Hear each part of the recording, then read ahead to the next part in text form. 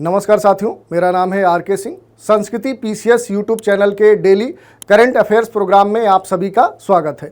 सबसे पहले देख लेते हैं कि आज के इस एपिसोड में हम कौन से महत्वपूर्ण टॉपिक्स की चर्चा करने वाले हैं जो सुर्खियों में हैं और ये टॉपिक्स आपके परीक्षा के दृष्टिकोण से महत्वपूर्ण हो सकते हैं।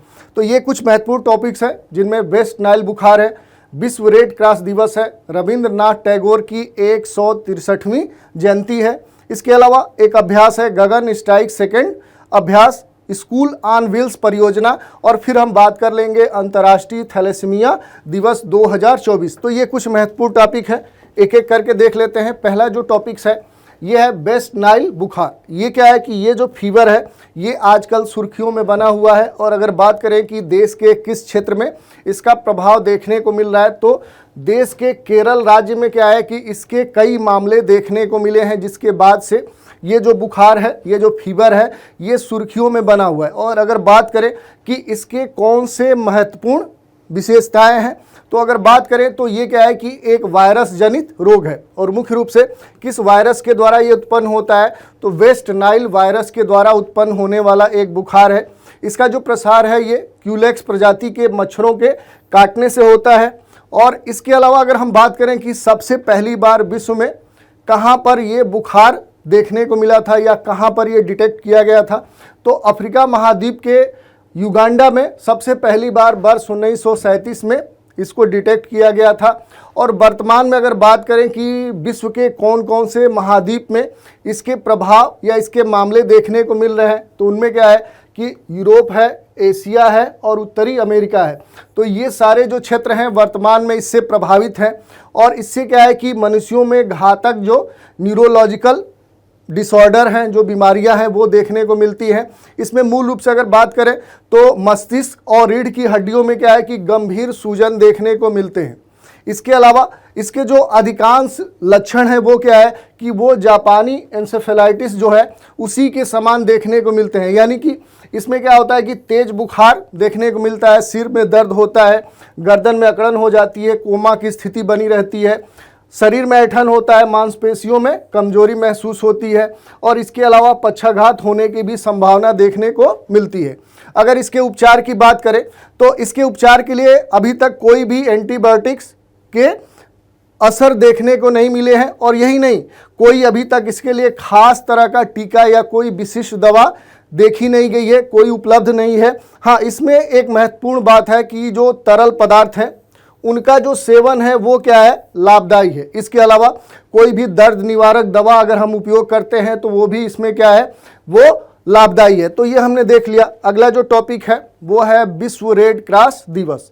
अगर बात करें तो ये जो दिवस है ये कब मनाया जाता है तो ये वर्ष के 8 मई को ये मनाया जाता है, और इस कारण से क्या है कि ये सुर्खियों में बना हुआ है। और अगर बात करें कि ये जो रेड क्रॉस दिवस जो 8 मई को मनाया जाता है ये किस उद्देश्य से मनाया जाता है तो लोगों में उदारता, सहानुभूति, निस्वार्थता, ऐसे जो भावनाएं हैं उनको विकसित किया जाए, उनको और बढ़ाया जाए। और यही नहीं, इसके लिए लोगों को क्या है कि शांति के लिए कुछ करने के लिए भी क्या है प्रोत्साहित किया जाता है। तो ये इसकी विशेषताएं हैं। इसके अलावा अगर बात करें तो जो विश्व रेड क्रॉस दिवस 2024 है इसकी जो थीम है वो है मानवता को जीवित रखना। तो ये महत्वपूर्ण है कि आखिर वर्ष 2024 की जो रेड क्रॉस दिवस है इसकी थीम क्या है, तो ये महत्वपूर्ण है। दूसरी अगर बात करें तो विश्व रेड क्रॉस दिवस पहली बार वर्ष 1948 में ये मनाया गया था, और 8 मई को यह दिवस हेनरी ड्यूनेंट की जयंती के उपलक्ष्य में क्या किया जाता है मनाया जाता है। क्यों मनाया जाता है तो इन्होंने ही सबसे पहली बार वर्ष 1863 में रेड क्रॉस की अंतर्राष्ट्रीय समिति की क्या की थी शुरुआत की थी, और ये शांति का नोबेल पुरस्कार जीतने वाले पहले व्यक्ति भी हैं। तो ये क्या है कि इनके बारे में महत्वपूर्ण जानकारी है। इसके अलावा अगर बात करें तो रेड क्रॉस की जो अंतर्राष्ट्रीय समिति का जो मुख्यालय है वो कहाँ पर है तो वो स्विट्जरलैंड के जिनेवा शहर में देखने को मिलेगा। और अगर बात करें कि आखिर इसका मुख्य उद्देश्य क्या है तो मानवीय गतिविधियों को प्रेरित करना, उनको प्रोत्साहित करना, और इसके लिए क्या है कि लोगों में कुछ खास भावनाओं को जागृत करना है। तो ये हमने देख लिया कि जो रेड क्रॉस दिवस था। अब इसी में क्या है कि एक महत्वपूर्ण दिवस भी कह सकते हैं, जयंती कह सकते हैं, वो है रविंद्रनाथ टैगोर की 163वीं जयंती। अपने देश के ये एक कह सकते हैं कि विभूति हैं, एक पर्सनालिटी हैं जो कि कई मामले में क्या है कि महत्वपूर्ण है। अगर बात करें तो 7 मई वर्ष 2024 को क्या है कि रविंद्रनाथ टैगोर की कौन सी जयंती मनाई गई, तो 163वीं जयंती मनाई गई, जिसके बाद से क्या है कि इनसे संबंधित जो भी एक्टिविटीज़ थी वो इसमें संचालित हुई। अगर बात करें इनके बारे में तो ये अपने देश के क्या है कि एक बड़े स्तर के कवि हैं, एक पोएट है। इनकी बहुत सारी कविताएं हैं जो विश्व स्तर पे प्रसिद्ध है। ये बड़े साहित्यकार हैं, एक दार्शनिक चिंतक हैं। इसके अलावा क्या है कि अपने देश ही नहीं, एशिया के पहले व्यक्ति हैं जिनको नोबेल पुरस्कार प्रदान किया गया था। अगर बात करें कि आखिर इनका जन्म कब हुआ था, तो इनका जन्म वेस्ट बंगाल के कोलकाता में 7 मई 1861 में हुआ था। और वर्ष 1913 में इनकी जो कविता संग्रह है गीतांजलि, इसी के लिए क्या है कि इन्हें साहित्य का नोबेल पुरस्कार प्रदान किया गया था। और इसीलिए क्या है कि भारत के पहले व्यक्ति हैं या फिर एशिया के ये पहले व्यक्ति हैं जिनको नोबेल पुरस्कार प्रदान किया गया। ये साहित्य के लिए क्या है कि नोबेल पुरस्कार प्राप्त करने वाले पहले गैर यूरोपीय व्यक्ति थे। तो इस कारण से क्या है कि ये महत्वपूर्ण है। और बात करें तो वर्ष 1915 में इन्हें नाइटहुड की उपाधि से भी सम्मानित किया गया था, लेकिन वर्ष 1919 में जो जालियांवाला बाग नरसंहार है, इसके विरोध में इन्होंने इसे वापस कर दिया था। तो इस कारण से क्या है कि ये भी जो तथ्य है ये महत्वपूर्ण है।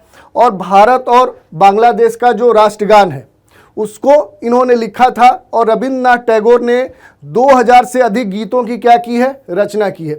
तो देखिए इन्होंने क्या है कि काफ़ी गीतों की रचना की है, और इनके गीतों को रविंद्र संगीत के नाम से भी जाना जाता है।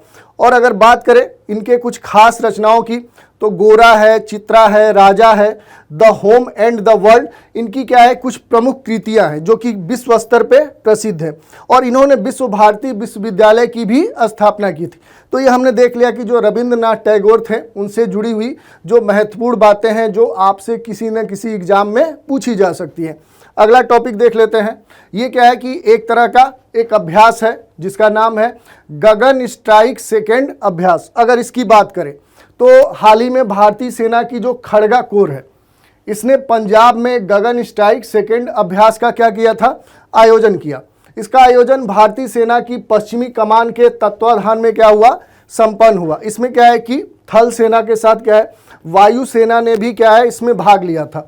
बात करें कि किस उद्देश्य से ये अभ्यास संचालित हुआ, तो आक्रमण के दौरान जमीन पर थल सेना और आसमान में वायु सेना के बीच में एक ठीक ठाक तालमेल हो। यानी कि अगर किसी क्षेत्र में युद्ध की स्थिति उत्पन्न होती है तो वहाँ पर जो थल सेना है उसके बीच और वायु सेना के बीच में एक तारतम्य हो, जिसके द्वारा क्या है कि दुश्मनों को आसानी से क्या किया जा सके, वहाँ पर खदेड़ा जा सके, उनको पराजित किया जा सके। इस अभ्यास सत्र में क्या है कि अपाचे और ALH WSI हेलीकॉप्टर और निशस्त्र हवाई वाहनों और भारतीय सेना के विशेष बल इसमें शामिल किए गए थे। तो ये इसकी विशेषताएं हैं। इसके अलावा अगर हम बात करें तो जो स्कूल ऑन व्हील्स परियोजना है ये भी काफ़ी सुर्खियों में है। अगर इसकी विशेषताओं की चर्चा करें तो ये क्यों चर्चा में है, तो जो मणिपुर की सरकार है यानी पूर्वोत्तर का जो राज्य मणिपुर है वहाँ की जो गवर्नमेंट है उन्होंने ही क्या है कि स्कूल ऑन व्हील्स कार्यक्रम को स्टार्ट किया है।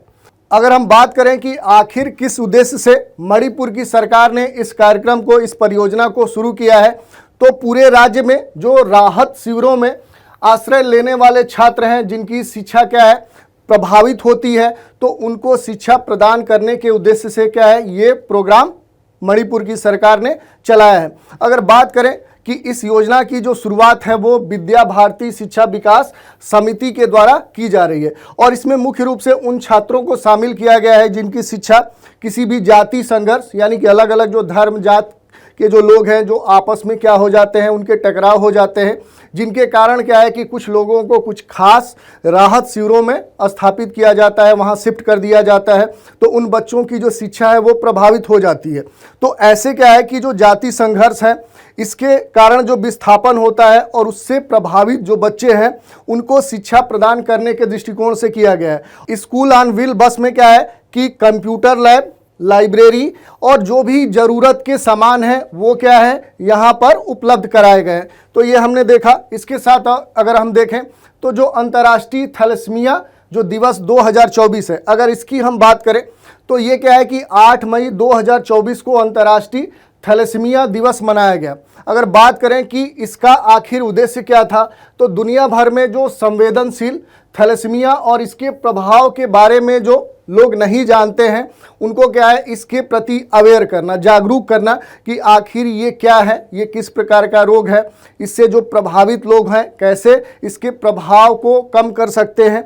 दूसरी अगर बात करें तो इसका जो आयोजन है वो प्रत्येक वर्ष के 8 मई को आयोजित किया जाता है, यानी कि ये जो दिवस है ये 8 मई को प्रत्येक वर्ष मनाया जाता है। और अंतर्राष्ट्रीय थैलेसीमिया दिवस जो है ये वर्ष 2024 की जो थीम रखी गई है उसकी अगर बात करें तो उसकी थीम है जीवन को सशक्त बनाना, प्रगति को अपनाना और सभी के लिए न्याय संगत एवं सुलभ थैलेसीमिया उपचार उपलब्ध कराना। तो ये इसकी थीम है। इसके अलावा अगर बात करें कि आखिर ये जो थैलेसीमिया है ये आखिर है क्या, तो अगर बात करेंगे तो ये एक क्या है कि वंशानुगत रक्त विकार है, यानी कि एक पीढ़ी से दूसरी पीढ़ी में स्थानांतरित होने वाला एक ब्लड से संबंधित क्या है डिसऑर्डर है।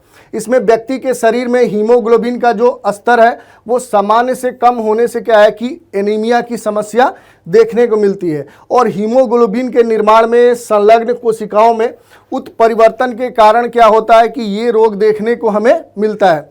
अगर बात करें तो इसमें उत्परिवर्तित जो हीमोग्लोबिन है ये जीन के माध्यम से थैलेसीमिया का जो पीड़ित माता पिता है उनसे उनके बच्चों में क्या होता है स्थानांतरित होता है। तो इस कारण से ही बोला जाता है कि ये एक वंशानुगत क्या है डिसऑर्डर है। अगर बात करें कि इस बीमारी में लक्षण कौन से देखने को मिलते हैं तो इसमें जो इससे प्रभावित व्यक्ति होता है उसको थकान महसूस होता है, उसको हमेशा कमजोरी की फीलिंग आती है, त्वचा में पीलापन देखने को मिलता है, चेहरे की हड्डियों में विकृति देखने को मिलती है। इसके अलावा धीमी वृद्धि उसमें होती है, जो ग्रोथ रेट है वो बड़ा ही स्लो होता है।